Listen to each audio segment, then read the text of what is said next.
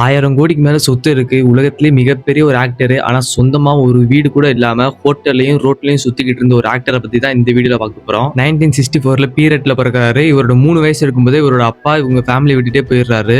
இவரோட 23 வயசுல உயிருக்கும் மேல நினைச்ச பெஸ்ட் ஃப்ரெண்ட் இறந்து போயிடுறாரு. ஆசாசியா ஒரு பொண்ணு லவ் பண்ணி மேரேஜ் பண்றாரு. மேரேஜ் பண்ணி 1 இயர்ல குழந்தை பிறக்குது. பிறக்கும்போது அந்த குழந்தை இறந்து தான் பிறக்குது. தங்களோட குழந்தை இறந்த கொஞ்ச நாள்லயே ஒரு ஆக்சிடென்ட்ல இவரோட ஒய்ஃபும் இறந்துடுறாங்க. அது மட்டும் இல்லாம தனக்குன்னு சொந்தம்னு சொல்லிக்கிற ஒரே ஒரு தங்கச்சி தான் இருக்காங்க. சோ அவங்களும் கொஞ்ச நாள்ல பிளட் கேன்சர் வந்து இறந்து போயிடுறாங்க. லைஃப் இவரை இவ்வளவு சிதைச்சும் இவர் வீழ்ந்து போகல.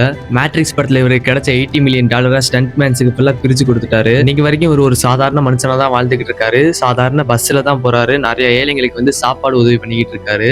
இப்பவே உங்களுக்கு நிறைய பேருக்கு தெரிஞ்சிருக்கும். That is none other than Keanu Reeves. சில பேருக்கு ஜான்விக்குன்னு சொன்னாலும் தெரியும். வாழ்க்கை உங்களை எவ்வளவு உடைச்சாலும் மற்றவங்களுக்கு நல்லது செய்யறது மட்டும் விட்டுறாதீங்க. So pain can change you but you decide how. Keanu Reeves மட்டும் அன்னைக்கு வாழ்க்கை இதோட முடிஞ்சிருச்சு, அவ்வளவுதான், இனிமேல் நமக்கு யாருமே இல்லை அப்படின்னு நினைச்சிருந்தாருன்னா யாரும் இவ்வளவு பெரிய இடத்த அவர் அடைஞ்சிருக்க முடியாது. ஸோ இந்த ஸ்டோரி உங்களுக்கு பிடிச்சிருக்குன்னு நம்புறேன். மறக்காம உங்க ஃப்ரெண்ட்ஸுக்கும் ஷேர் பண்ணுங்க. நெக்ஸ்ட் யாரை பத்தி பேசலான்னு கமெண்ட் பண்ணுங்க.